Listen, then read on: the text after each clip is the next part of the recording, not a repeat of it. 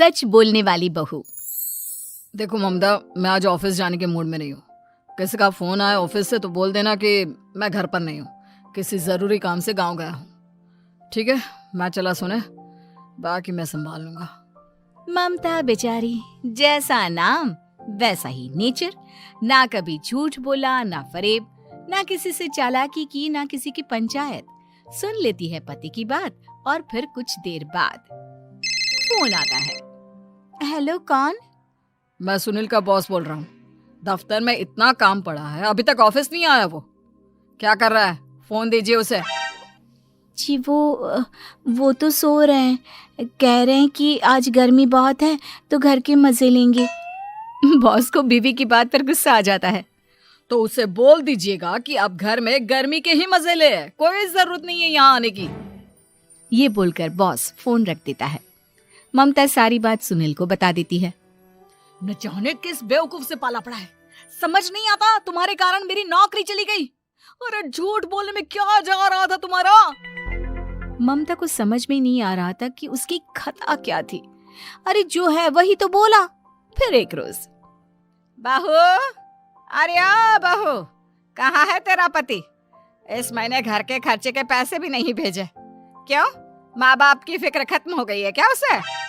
Bye लागू माँ जी, वो ये बोल रहे थे कि माँ को क्या है, घर का राशन, खेत का पैसा, मवेशी का दूध, फिर भी न जाने क्यों मेरे सर पर भार देकर बैठी है। तभी सुनील ममता के मुंह पर हाथ रख देता है। क्या रे कलमुँह है, हटा बहू के मुंह से हाथ। अरे क्या क्या बोलता है तू? वो तो इसकी झूठ बोलने की आदत नहीं है, इसलिए पता चल रहा है। देख मेरी सास कितनी शरीफ है। हाँ, तेरी माँ तो मोहल्ले की बदमाश है ना, और तेरी सास शरीफ है। बेटा ममता को देखता है और गुस्से से बोलता है। अब खड़ी खड़ी देख क्या रही हो? और भी कुछ कहना है क्या? माँ आई है ना, जाकर छाछ ले आ ठंडी वाली। ममता अंदर चली जाती है। माँ, इसके सच बोलने की आदत के कारण मेरी नौकरी जाते जाते रह गई। वो तो मैंने अगले दिन जाकर पैर पकड़ लिए मालिक के। नहीं तो सब जानता है बहू की आदत नहीं है झूठ बोलने की, तो तू शांत क्यों नहीं रहता? क्यों उसे झूठ बोलने को बोलता है?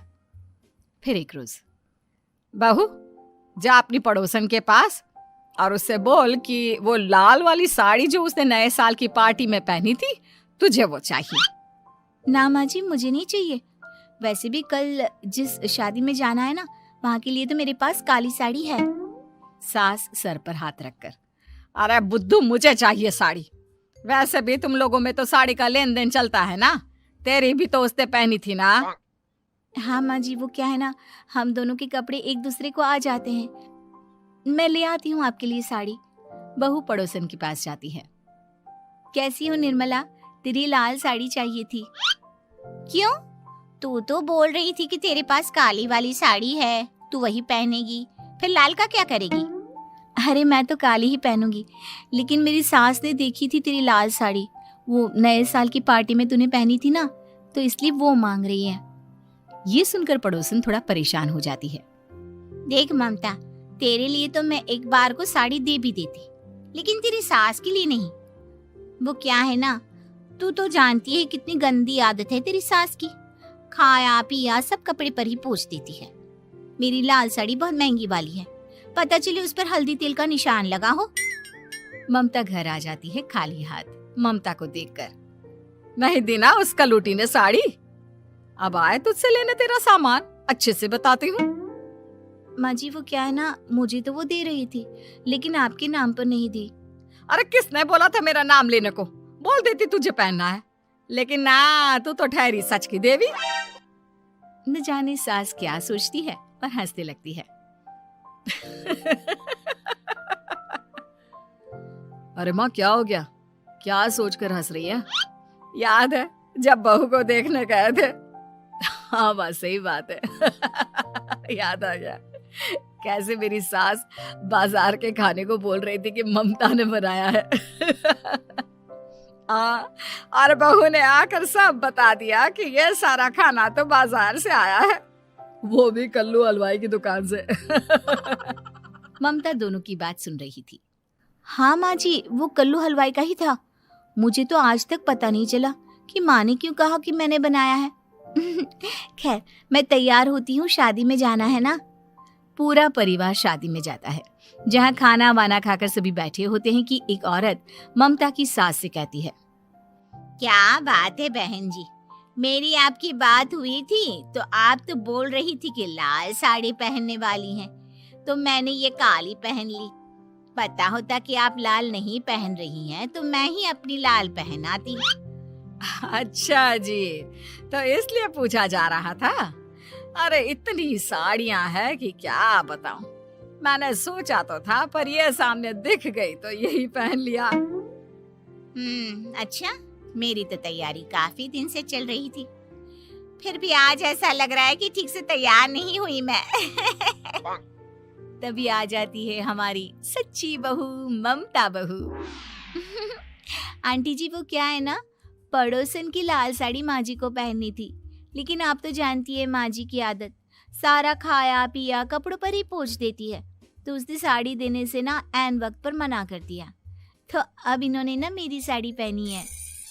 औरत ममता की सास को घूरती है, अरे मांग कर ही साड़ी पहननी थी क्या?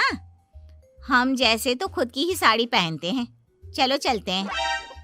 सास का गुस्सा अब ममता पर फूट पड़ता है। अरे क्या जरूरत थी ये बात सबसे कहने की? अरे घर की इज्जत का कोई ख्याल है कि नहीं तुझे? हाँ, मैंने क्या बोल दिया माँ जी? मुझे क्यों डांट रही है? मेरी गलती क्या है? ममता को रोता देख सुनील आ जाता है। अरे माँ, क्या हो गया? पता है ना शादी का माहौल है। सास सारी बात बेटे को बता देती है। देख रहा है तेरी बहू का हाल। अरे इस लड़की को तो ये भी नहीं पता कि कब कहाँ क्या कैसे बोलना है। अरे लेकर जा इसे यहाँ से। सभी घर आ जाते हैं। सास का मुंह तो फूला ही रहता है कि एक दिन। चलो बेटा, बहुत दिन तुम लोगों के साथ रह ली, अब चलो।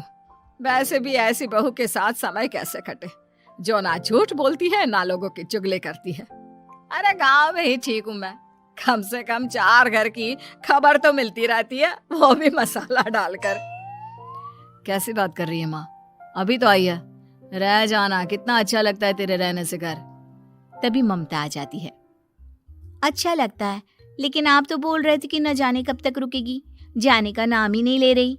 जाए तो कम से कम घर में थोड़ा सा फ्री सा तो फील करूं, यही बोल रहे थे कल माँ जी आपके लिए। सास बेटे को देखती है, लेकिन क्या कहती बेचारी, जब अपना ही सिक्का खोटा हो। चली जाती है चुपचाप गांव। फिर एक रोज घर की घंटी बजती है। सामने खड़ा होता है सुनील का बॉस। सुनील है क्या घर में? वो क्या ना, मैं यहाँ से गुजर रहा था तो सोचा थोड़ा ऑफिस का काम डिस्कस कर लूं। ममता कुछ कहती कि तभी वहां सुनील आ जाता है। अरे बॉस, आप आइए आइए। क्या बात है, घर तो बहुत सुंदर है। वैसे भाभी जी, आपकी खूब बातें सुनी है कि आप कभी झूठ नहीं बोलती। ये तो पता नहीं, लेकिन हमेशा सर कुछ न कुछ ऐसा बोल देती हूँ जिससे परेशानी हो जाती है। मैं ऐसा नहीं चाहती, लेकिन क्या करूँ। खैर, बॉस कुछ देर रुकता है, काम की बात होती है। ममता के साथ सब चाय पीते हैं और जैसे ही बॉस जाने को मुड़ता है कि क्या जी, कितने नेक इंसान हैं, फालतू ही आप खड़ूस और निकम्मा बोलते हैं इन बॉस को। अब क्या, बॉस के कान तक खुद के लिए अनमोल वचन पड़ जाते हैं और फिर ओह, तो ये बात है। और क्या कहता है ये? अरे बॉस, आप भी किसकी बात पर विश्वास कर रहे हैं? अरे इससे तो ये भी नहीं पता कि आलू प्याज कहाँ रखा है। अरे ये क्या जाने क्या बोलना है क्या नहीं बोलना है। मतलब जो मुंह में आ रहा है बोले जा रहा है। भाभी जी, आप बताइए। नहीं नहीं बॉस, लग रहा है कि कुछ गलत बोल गई मैं। वैसे ये सिर्फ इतना ही बोलते हैं कि आप में कोई टैलेंट है ही नहीं, आपकी नौकरी इन्हीं के कारण तो बची हुई है। अरे बस कर ले अम्मा, अब क्या करवा कर मानेगी, बड़ी मुश्किल से तो नौकरी बची थी मेरी। सही कहा, बची थी, लेकिन अब निकल गई। तेरे टैलेंट के भरोसे चल रही है ना मेरी नौकरी, अब देख तू। अच्छा, तो आप भी यही मानते हैं? वैसे ये बात तो है, सुनील काफी टैलेंटेड है। बॉस चला जाता है। सुनील सर पकड़कर बैठ जाता है। माना सच बोलना एक अच्छी आदत है, लेकिन ममता, आज का समय ऐसा नहीं है। तुझे थोड़ा सा समाज को देखकर खुद को बदलना होगा, समझी?